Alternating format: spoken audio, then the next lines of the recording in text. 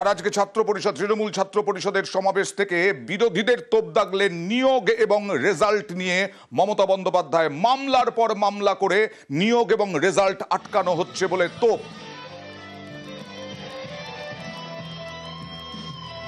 যারা বড় বড় ছাত্রছাত্রীদের নিয়ে কথা বলেন আর রোজ কোর্টে গিয়ে নিয়োগে বাধা দেয়, ভর্তিতে বাধা দেয়, আমি দুঃখিত।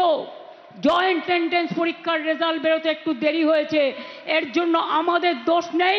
যারা কোর্টে কেস করে তারা একসঙ্গে কেস করে আবার এসে আমাদের নামে নিন্দা করে। এরা দু নম্বরই।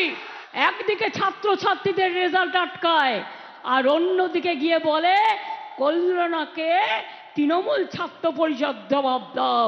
আমি বলি তোরা আগে জবাব দে, তোরা কেন কোথায় কোথায় এসো রাজনীতিতে লড়াই করো, পলিটিক্যাল ফিল্ডে লড়াই করো। তোমরা পলিটিক্যাল ফিল্ডে লড়াই করতে পারো না, তোমরা ব্যাকডোরের লড়াই করো।